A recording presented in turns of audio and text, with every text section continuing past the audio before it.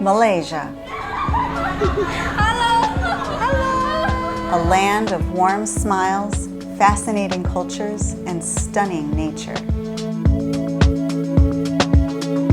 And we set out to ride our KTM 250 motorcycle across the island of Borneo, covering all of East Malaysia end to end.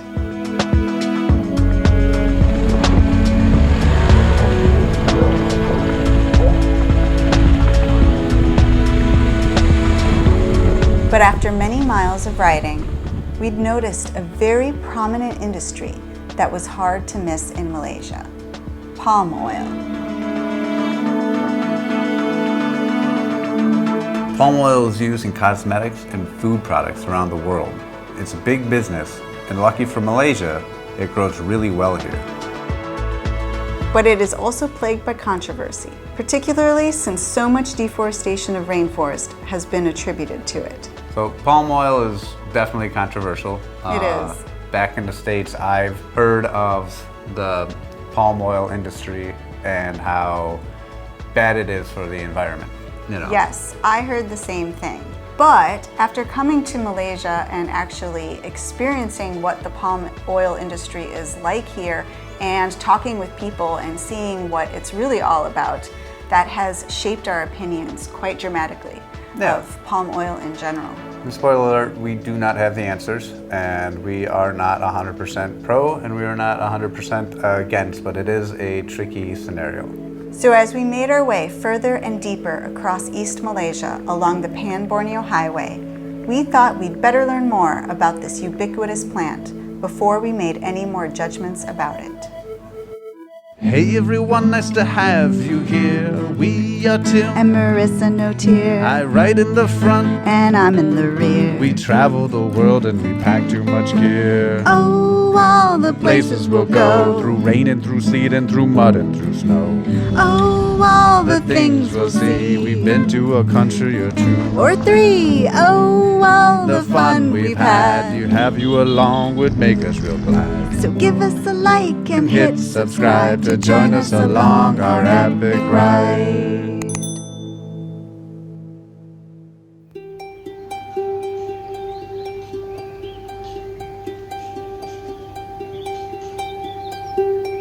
That morning we woke up to an insanely stunning view.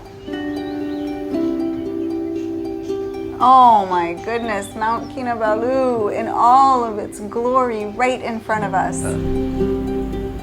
Wow. The night before we had bought these little like donut ball things. Yeah. So good. Biscoff. Biscoff. Oh. But we had our little balcony and I was able to make some coffee. I had these Biscoff donuts. I had the view of the century. Oh my gosh. Just absolutely insanely stunning. Mount Kinabalu is the tallest mountain of the entire island of Borneo.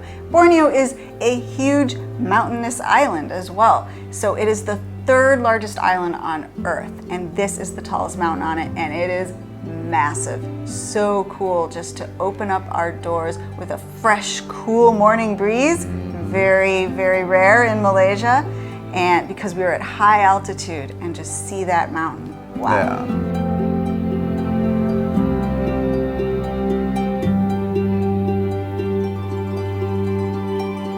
It was just the colors in the sky. The mountain had yet to be like taken over by the heat of the day, and then the forest mists and such rise into the air and then become clouds, and then it's shrouded by clouds and mystery for the afternoon on. But the morning, it wakes up and stretches and looks at everybody and wipes the the gook out of its eyes and is beautiful.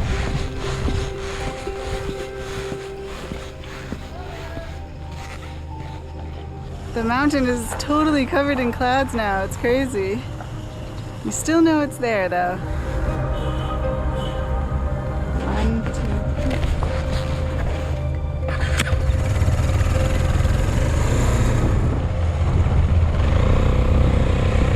So as we got on the road, the views of the mountain got even better.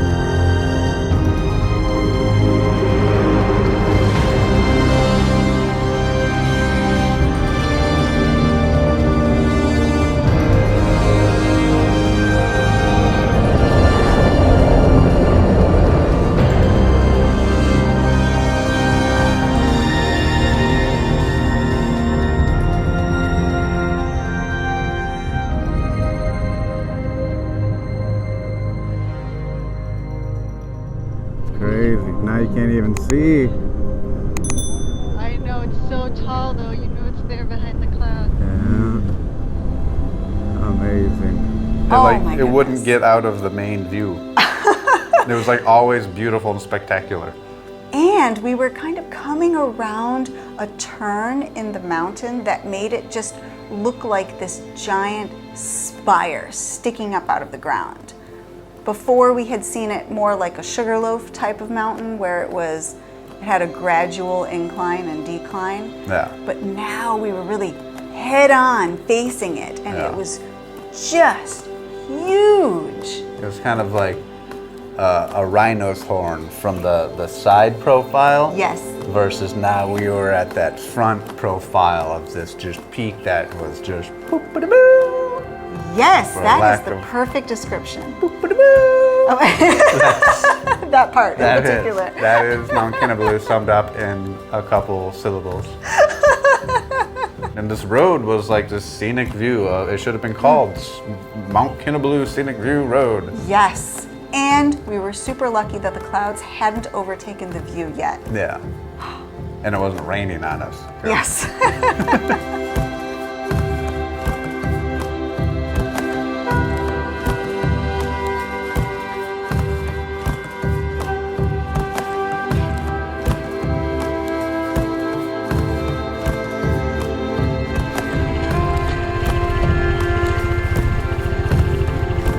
Yeah, I want to go on the bridge. Can I park here for a moment? Thank you. Thank you. We had ridden by a couple rope bridges, and every time I see one, it's like me passing up like a go-kart place or something. I'm like, oh, that looks like so much fun. I would want to stop. And it was too much. I saw another rope bridge, and I pulled over, and Marissa got on it like Laura Croft, about to explore some ruins. This kind woman has allowed us to walk on her amazing jungle bridge. Oh my goodness. These rope bridges are used for daily functions for these people that live there right across the river. I mean, they need this. But for us, it was like, oh, wow, I just walked into the set of an Indiana Jones movie. Yeah, right.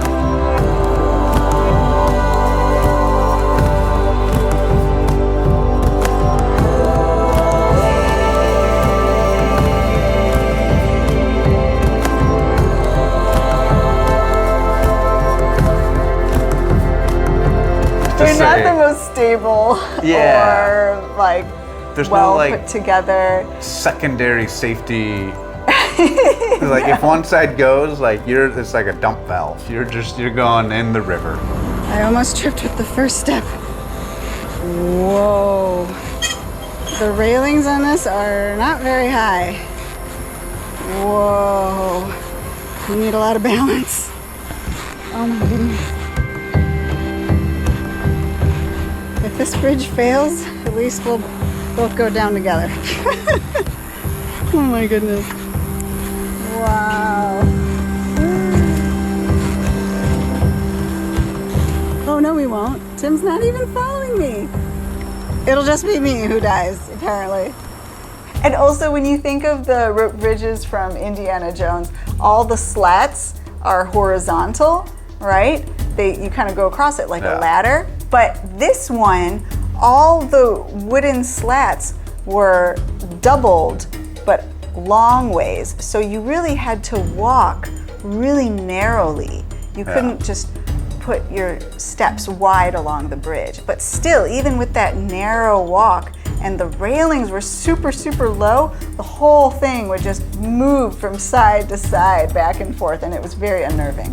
This is not one of those muddy rivers that we saw in Kalimantan. This is a crystal clear, almost Caribbean-like river. And then you have the humming of the bugs all around, and you have the jungle on either side of the river. And then you have this Indiana Jones bridge. It doesn't get any more jungle than this. I'm glad that we took the little pit stop to breathe in the air and smell the roses, if you will. Absolutely. Cross the bridge of doom. I think that's what they say. Take time to pull over and Cross the Bridge of Doom. Cross the Bridge of Doom.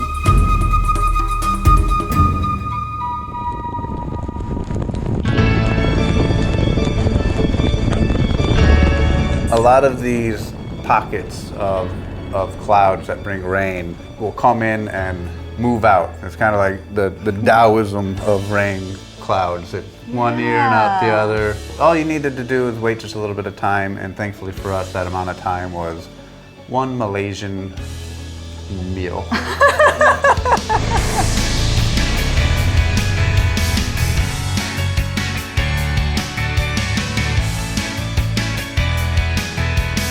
My name is Eddie. Nice to meet you, Eddie. Yeah, Eddie. Are you the Muslim chef? Yeah. Nice to meet you. And what is your name, sir? My name is Petrus. Nice to meet you, Petrus. Hi, my name is Moylin. Nice to meet you. Hi, my name is Mika. It is nice to meet you. Within our Malaysian meal, we met new friends, of course. Very because wonderful people. everybody is so kind and hospitable and friendly. Thank you very much. Please. And the food was really good. The food was really good, yeah. And they got a giggle out of us, and we got a giggle out of them, so there's a bunch of giggling. Hi. So that was the perfect lunch spot.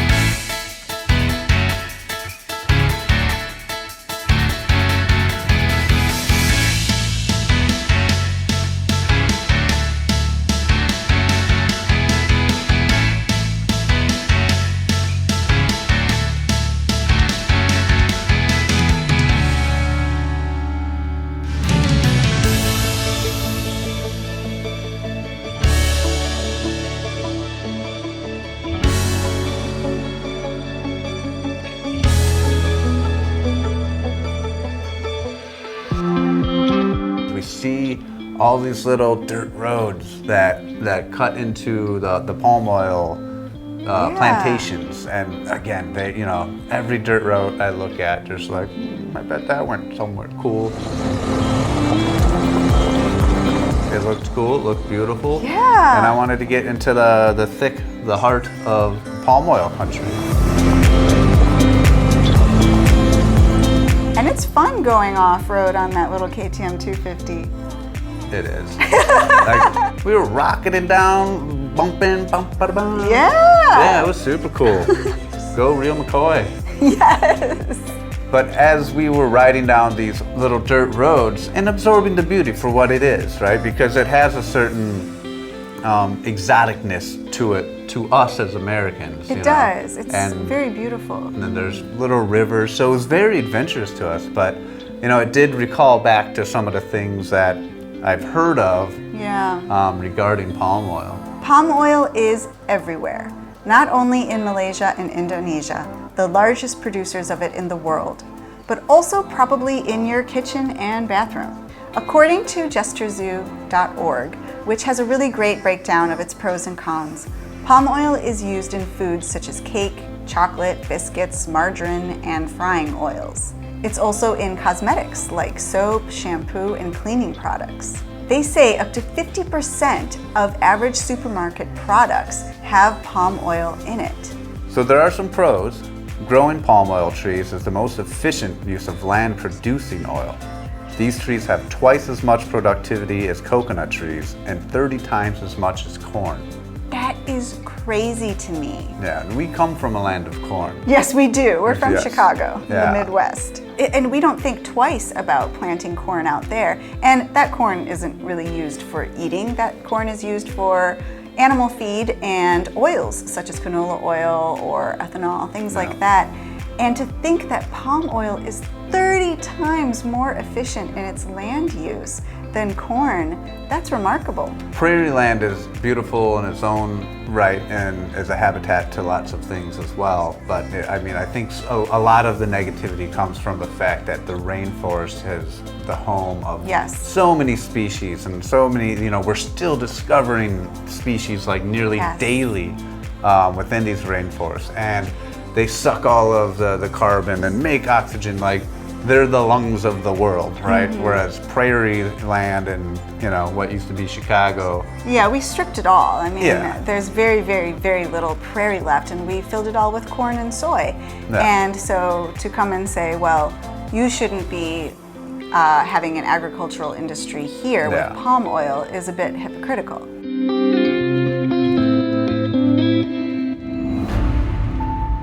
But the oil itself is versatile, cheap, efficient, doesn't have smell. Also creates jobs for countries like Malaysia and is a real boost to the economy. Yes, and some of the cons for palm oil is that clearing the land for palm oil plantations has resulted in the destruction of much of Borneo and Sumatra's rainforests. Places where orangutans, rhinos, pygmy elephants, and tigers once roamed freely but are now struggling to survive. Yeah, so it's really hard just to throw a blanket statement of is it good or bad out there, because it's a little bit of both. Kind Yeah. of like me, I'm not 100% good, not 100% bad. And depending on who you talk to, there's strong opinions of both. But, you know, we've met people who have palm oil plantations, and it Yes. really, really, really helps their family, and it gives them a little bit of wealth, and so it's really positive. Absolutely. And we all may have seen documentaries on Netflix of, you know, sad orangutans and a Yeah. horrible environment of, you know, so we understand both sides. That's right. And the solution that I kept hearing about when we were back in the States is, well, just don't buy products that have palm oil in it. Which, first of all, is very hard to do since so many products rely on it. But second of all, it doesn't really solve the problem, because some economists say that if you were to just boycott all products with palm oil in it, then they're just going to look for another resource, another type of oil that they need in these products. And those oils are probably way more environmentally destructive than palm oil is. No. In a world without cake and butter and cosmetics, that's the world I don't want to live in. There is thankfully a way of doing this sustainably, and that is a way of producing palm oil without any further deforestation. Malaysia and Indonesia are working hard to make this industry more sustainable and without deforestation. You can look for products that are certified by the Round Table of Sustainable Palm Oil, or RSPO, and it's even approved by environmental organizations like the WWF, Save the Rhino and the Sumatran Orangutan Society, and Greenpeace. For more information on palm oil, we found a really great site that you should check out at chesterzoo.org.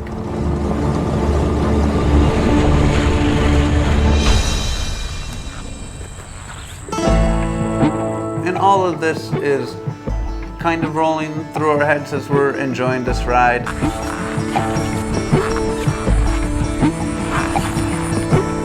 She's nice and muddy.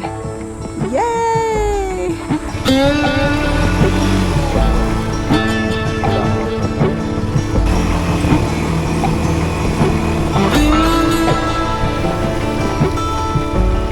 We pulled over and a gentleman on a four-wheeler, you know, pulled up and he had like this sickle and, you know. Yes, he was a worker there at the plantation. Yeah, and he spent some time to talk to us in broken English and broken Malay. We're just exploring. Oh, yeah. Yeah, just for photo op. From where? USA. USA. Yeah. You want to take my photograph? Please, please. It was just a good conversation that we had with somebody in a beautiful part of the world.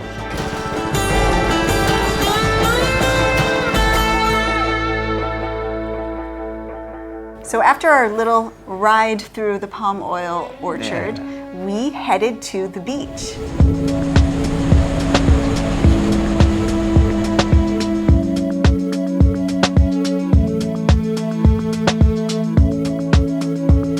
And this was our first time seeing the Sulu Sea. This is true, but the best part of this is the name of the little place is like Bak Bak Beach. Bak Beach.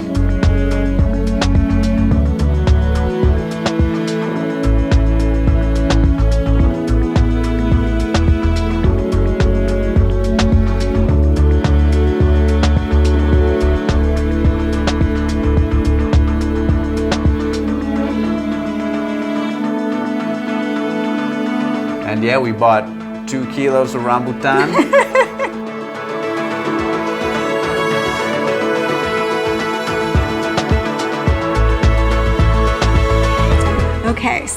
have stopped at this beach called Pantai Bakbak. It is on the way to our little beach resort cabin that we're going to be staying at tonight. You say beach resort cabin. They're very well maybe on the beach. Yeah. As a resort. I think resort might be loose. We'll see. And we got back on the bike after a little beautiful view and headed towards our Next destination. A beachside cabin. Next time, we discover heaven on earth. Perhaps? Okay, so the motorcycle goes... Oh, she wants you to take the motorcycle through that. Oh. Plus, we dive into those waves and discover some weird and crazy stuff. So I hope you liked this video. If you did, please give us a big thumbs up and hit the subscribe button below. Ding, ding. And we'll be seeing you next time. Stay safe, everybody. If you want to dive deeper into the adventures that we have been through, Marissa and I have written 3 books. We have Maiden Voyage, kind of the who, what, where, how, when of our travels. We've written 2 Up and Overloaded, kind of where we got our name, if you will. And that is from Chicago to Panama. And the 3rd book being Blood, Sweat, and No Tears. And that is our South American adventure. And you can find those on our webpage using the link in the description below, and also other 2 Up and Overloaded products that we sell, merchandise, and all the great things that we do. So we'll be seeing you next time, guys. Stay safe, everybody. Bye. Peace. But it is also plagued by controversy, particularly. But it is also plagued by controversy, particularly. Is that how you say it? Not particularly. Particularly. Malaysia and Indonesia are working hard to make this industry more sustainable and without deforestation. Deforestation? No. That's not it. Malaysia and Indonesia are working hard to make the industry more sustainable and without deforestation. Deforestation. Deforestation? Yes.